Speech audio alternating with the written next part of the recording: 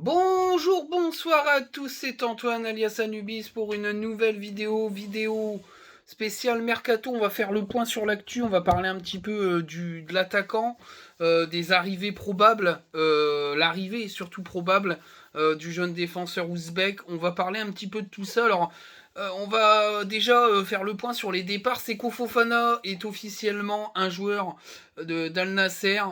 Bon, c'était attendu, hein, même si beaucoup espéraient que le joueur reste. J'ai même vu des gens extrêmement dans le déni enfin, pour eux, c'était impossible qu'ils partent et que les infos étaient pourries. Bon, bah tant pis pour eux, le déni, c'est pas toujours bon.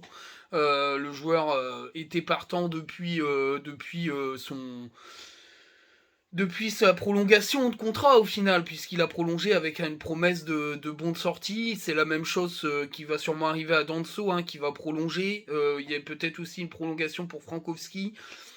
C'est des prolongues avec bon de sortie. On sait très bien que de toute façon, on va pas garder les joueurs 5 ans. Hein, ça fonctionne plus comme ça le football, à part des joueurs vraiment de club, mais des joueurs ambitieux et qui peuvent espérer franchir un palier dans un très grand club. Ben clairement, ils vont être présents et ils seront là pour tenter de pouvoir partir dans un plus gros club. Un autre départ, alors celui-là, je vous avouerai que c'est un peu de la satisfaction, c'est Jean Onana qui est pour moi un flop, hein, qui fait partie des flops, des rares flops du mercato lensois depuis notre retour en Ligue 1. 5,3 millions d'euros en partance pour le Besiktas. J'entends beaucoup qui disent ah c'est dommage, il a fait 3 bons matchs les gars, 3 bons matchs qui nous ont peut-être aidés pour la Ligue des Champions, mais enfin 3 bons matchs dans toute une saison où il y a quand même eu un peu de turnover au milieu de terrain. J'étais même surpris qu'il passe devant Lucas Poreba, qui est toujours Lensois à l'heure actuelle et qui est toujours pas prêté. Alors la question que je me pose, c'est est-ce que le board, la direction attend que sa blessure à la hanche aille mieux? Est-ce que ils ont l'envie qu'il reste? On ne sait pas, mais en tout cas, le joueur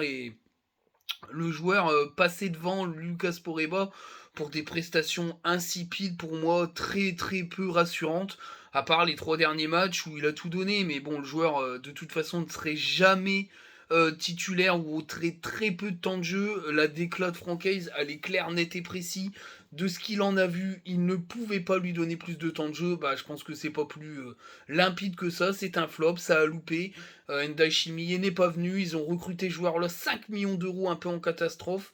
Et c'est une véritable. Bah, c'est un flop. Donc voilà, il part pour Besiktas. Bon vent à lui. On récupère un peu de thunes, même s'il y a un pourcentage pour Bordeaux. J'espère qu'on va rentrer dans nos frais. À mon avis, il y a dû avoir un calcul de fait pour verser la bonne somme pour revenir à 5 millions d'euros. Je pense qu'à mon avis, c'est un truc du genre. Ensuite, au rayon des arrivées, alors mea culpa, clairement j'y croyais pas du tout, j'étais extrêmement sceptique. Le jeune Kouzanov va arriver au Racing Club de Lens, un jeune défenseur ouzbek, équipe U20 ouzbek qui a fait apparemment, je parle du défenseur, une Coupe du Monde assez remarquée. Je connais pas du tout, je vais pas parler des aptitudes du joueur, impossible pour moi de pouvoir parler de ça. Clairement, je suis assez surpris. Je pensais que c'était un peu du fake vu les sites qui parlaient de lui. Alors après, le truc allait dans le sens où c'était vrai, c'était la com du club, l'énergie, je sais pas quoi, Minsk, le club biélorusse qui avait fuité son départ pour Lens. Là, ça a l'air d'être, semblerait-il, réel. Le visa est fait, l'équipe a communiqué sur le fait qu'il allait signer. À voir, c'est un pari. Après, je pense qu'ils l'ont pas acheté pour très très cher, donc à voir. Mais si le club prospecte et trouve que ce joueur-là a du talent, et bon, on va suivre un peu la direction là-dessus. Mais clairement, je me suis foiré parce que je pensais vraiment pas que ça allait se faire. Maintenant, on peut pas connaître tous les joueurs. Et puis, si je l'avais vu dans une liste de scouting, je l'aurais jamais cité parce que, enfin bref, c'est complètement improbable.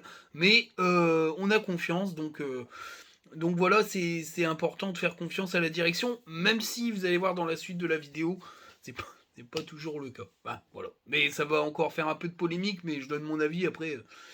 Je dirai la suite après, mais voilà. Il y a des choses, des fois, j'ai un peu de mal. J'ai un peu de mal, je vous le dirai.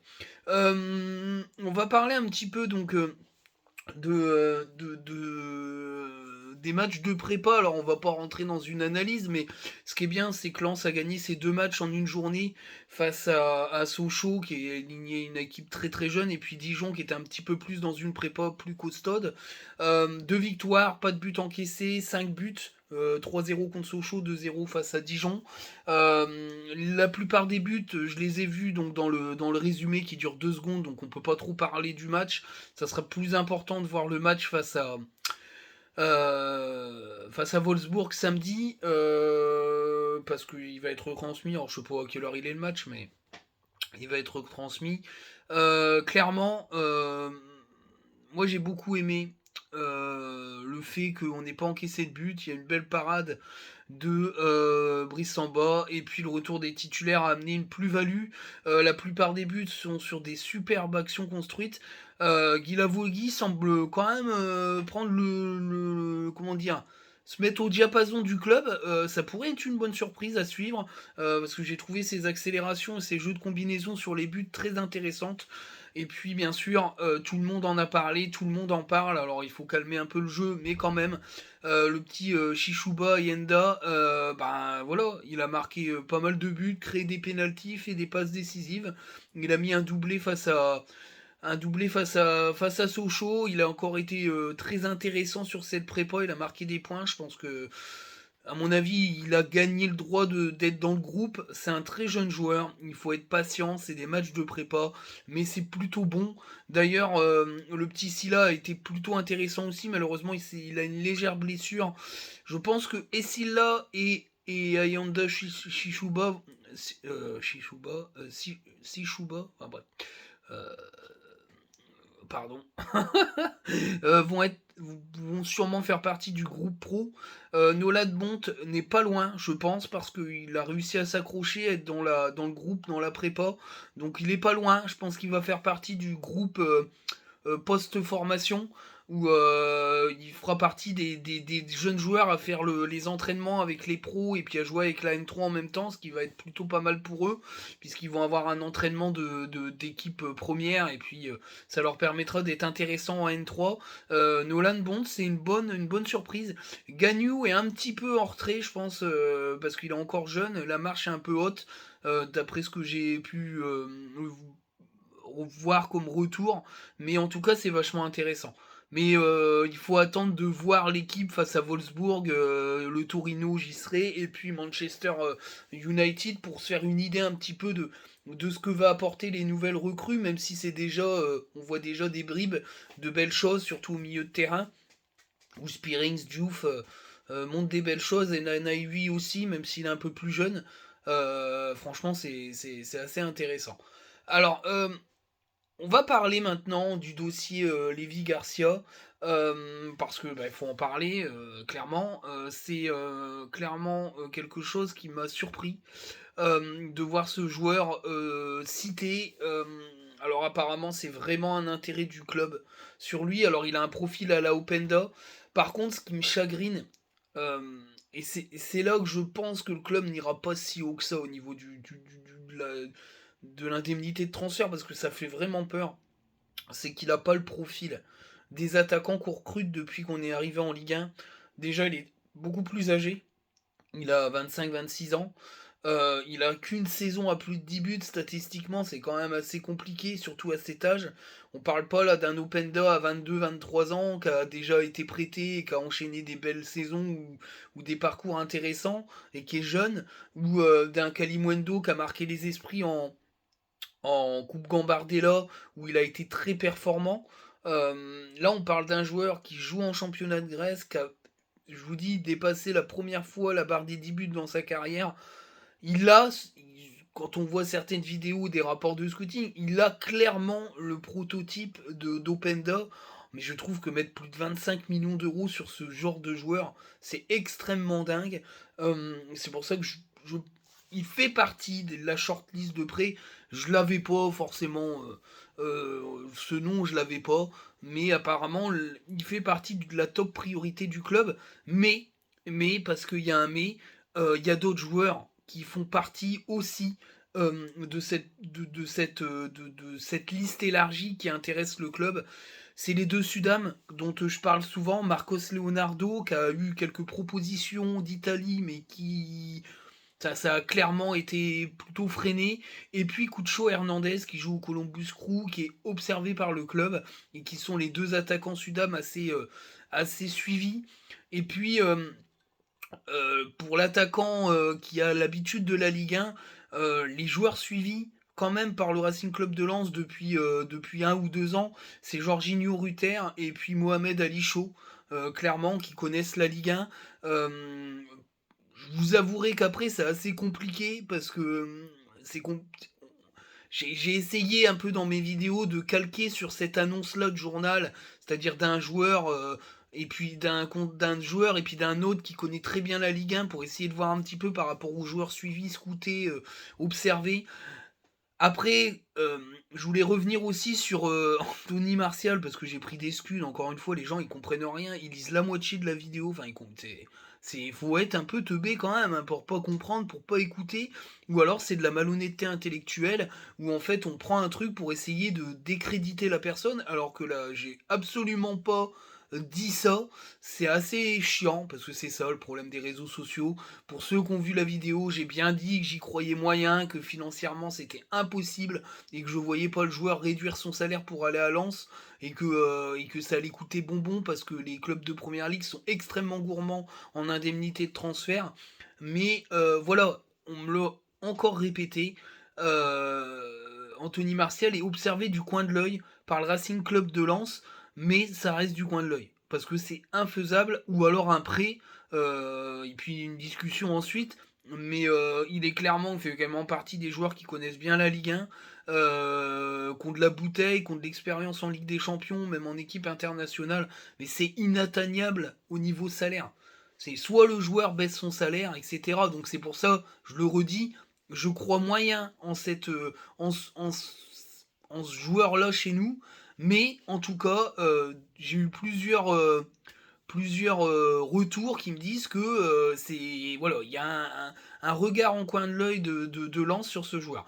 Maintenant, et ça on me l'a confirmé ce week-end, Lévi Garcia est clairement un joueur voulu par le club. Mais je pense que voilà, ils ont fait une offre aux alentours de 20 millions d'euros. Ils iront, j'espère pas plus haut parce que franchement, moi je trouve que c'est une erreur. Voilà, c'est une des rares fois avec Jean Onana où je dis que le recrutement d'un joueur est une erreur. Maintenant, je suis lensois, je suis fan de mon club. S'il est recruté, ben, je serai à fond derrière lui. Mais enfin, mettre 30 millions d'euros sur un joueur comme ça, alors que t'as vendu pour 40 millions d'euros, 30 millions d'euros, c'est presque un quart, c'est un peu moins d'un quart de ton budget global de club, ça me paraît énorme, énorme. Encore mettre la moitié du trésor de guerre sur ce joueur-là, je veux bien, et puis recruter peut-être un jeune prospect à côté pour au cas où avoir un backup, parce que quand tu vois que derrière lui, bon, Guy Lavogui fait des choses intéressantes, mais il compte Saïd, mais je pense que c'est de la com. Ils savent très bien que Saïd, s'il se blesse, il est absent 3 4 semaines. Qu'est-ce qu'on va faire? Il n'y a plus d'attaquant. Il n'y aura plus que ce gars-là, et puis Guy Lavogui. Bah, et si c'est une trompette ou il n'arrive pas à hausser son niveau avec la Ligue 1, on va pleurer. Maintenant, je ne critique pas ses aptitudes, je ne le connais pas. Mais clairement, enfin voilà, un joueur de 26 ans avec des stats très moyennes, on m'aurait dit, il a 21 ans, c'est sa première saison à plus de 10 buts. D'accord, là je dis ok, ça peut être prometteur, même si c'est en Grèce. Là on parle d'un mec de 25-26 ans, je veux dire, il est au pic de sa carrière. Il dépasse seulement les 10 buts. Compliqué, compliqué, compliqué, mais on verra bien. Mais en tout cas, voilà, moi de ce que je sais, c'est que par rapport aux analyses, au suivi des joueurs, le club il reste pas fermé. Voilà, il fait partie des priorités, ça je peux le confirmer. Mais malheureusement, le club a aussi d'autres pistes parce qu'ils vont pas aller plus haut que ça. Je pense pas plus haut que 30 000 euros, 30 millions. En plus, le problème qu'il y a, c'est que la EAK Athènes est en qualification de la Ligue des Champions. Ils lasseront pas son attaquant avant la fin. Donc il faut que l'AEK se plante pour que ça rentre dans la négo. Parce que lui, eux sont qualifiés, lance directement. Je pense que ça va rentrer fortement dans la balance avec le joueur. Mais si l'AEK Athènes se qualifie, ils ne lâcheront pas leurs joueurs avant d'être disqualifiés. On va recruter un mec plus de 25 millions d'euros une semaine avant la fin du mercato. En attaque, ah, c'est chaud. Ah, c'est chaud. Franchement, c'est chaud. C'est chaud. Et la direction, elle nous habitue à une certaine forme de stabilité et de cohérence et quand même de maîtrise dans son mercato, même s'il y a eu Jean Onana qui était un peu un panic buy, je sais pas, pour un truc aussi important, j'espère bien que le club va peut-être un peu clôturer les choses avant la fin du mois de juillet, parce que s'ils démarrent la saison, ils ont pas l'attaquant, on va y être vite à la première journée de championnat, clairement, hein. On va y être très vite, hein. Donc là, il y a 2 semaines pour moi, il y a 2 semaines pour trouver ce fameux joueur. Et puis même, tes matchs de prépa face au gros d'Europe, il faut que tu aies ton attaquant et que tu puisses le tester dans ton 11 de départ type. Hein. Si tu vas à Manchester sans ton attaquant, voilà, c'est un peu compliqué, quoi. C'est un peu compliqué.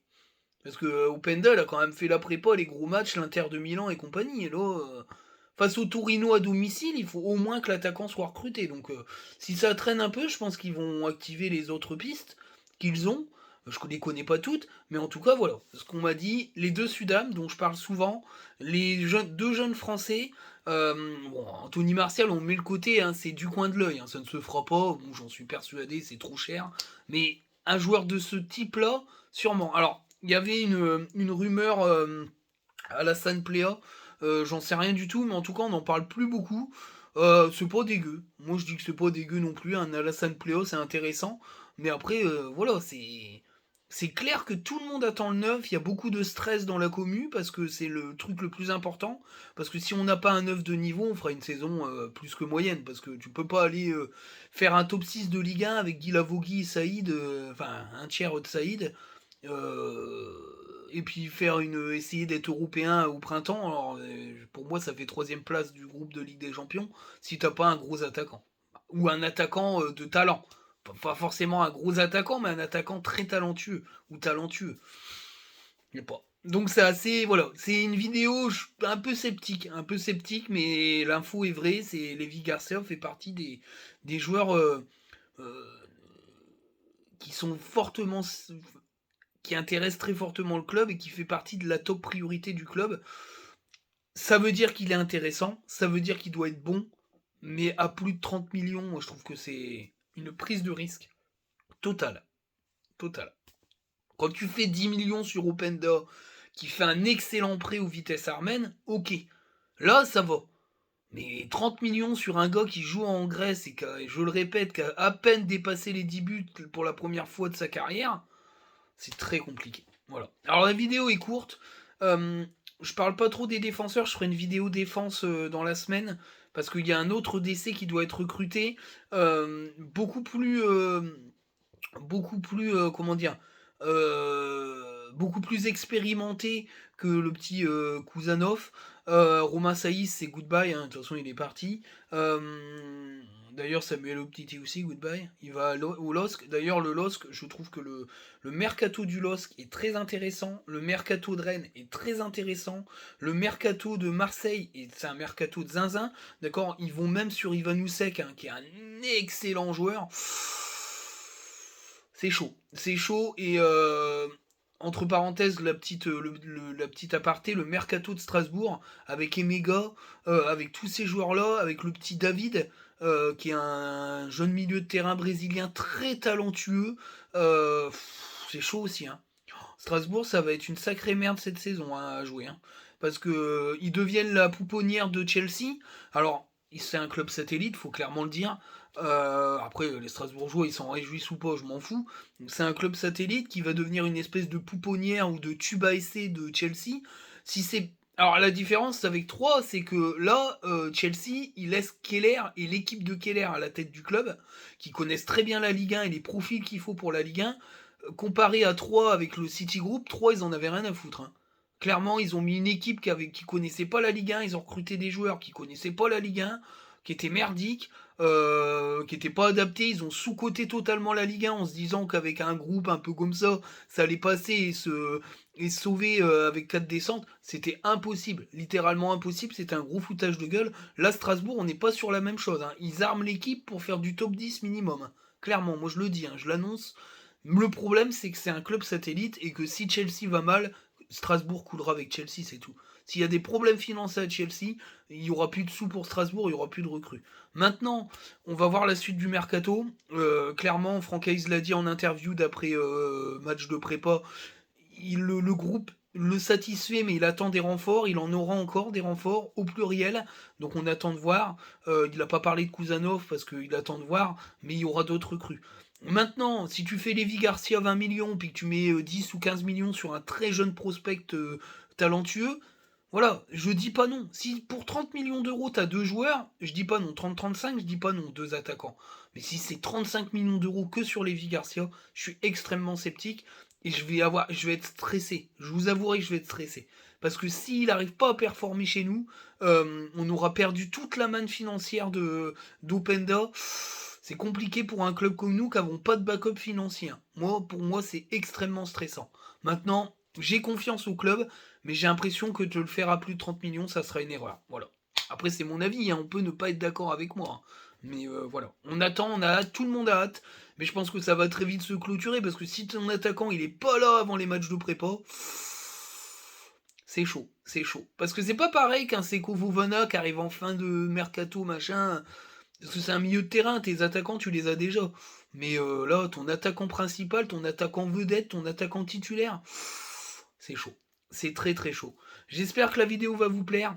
Merci beaucoup, beaucoup pour vos messages de soutien, vos DM, vos encouragements, le nombre d'abonnés qui monte. Parce que l'objectif, vous le connaissez, je vais pas le répéter, puisque on m'a dit que je pleurais, alors je ne le répète plus, mais j'aimerais bien, et puis ça, c'est parce que j'ai taclé Lance Foot. Alors, j'ai 3-4 groupies de Lance Foot qui sont venus me faire chier dans les coms. Maintenant, je le supprime. C'est. Voilà. Je suis un tyran qui muselle les commentaires. Mais c'est bon, je veux pas me faire chier avec des groupies. Voilà, on a le droit de dire ce qu'on veut d'une chaîne. Et j'ai le droit de le faire. Et c'est pas la première fois qu'ils font du brin. Et que je le dis aussi sur Twitter. Donc, je fais ce que je veux, les groupies. Salut. mais voilà, merci beaucoup. Plus de 2000 vues sur la dernière vidéo. C'est dingue, dingue, dingue. Ça me donne beaucoup, beaucoup, beaucoup de force. J'ai hâte vraiment que la saison commence, de faire les vidéos d'après-match avec mes petites pancartes. J'avoue que les vidéos mercato, j'aime bien. Les vidéos actualité mercato, scouting, j'aime bien. Mais franchement, travailler mes notations, mes machins, là, c'est ça qui me fait avoir du plaisir. J'espère que vous allez être toujours aussi nombreux à voir mes vidéos. Il y aura beaucoup de débats, on sera peut-être pas toujours d'accord avec mes notations, mais en tout cas, merci beaucoup pour tout le monde. N'hésitez pas, je vois beaucoup de gens qui me disent j'espère je te croiserai machin, bah je serai au Torino avec mon fiston et puis je serai à tous les matchs et puis le pack d'Elite J champion, on va claquer le PEL, on y sera historiquement parce qu'au moins je suis sûr que j'aurais vu des matchs de Ligue des Champions encore au 21e siècle parce qu'après ça va être on va peut-être pas en voir tout de suite, mais je vais claquer le pognon, alors tout le monde râle parce que c'est trop cher, mais c'est moins cher qu'un match à Gerland en Ligue 1. Pour sur ce, ciao, salut à tous.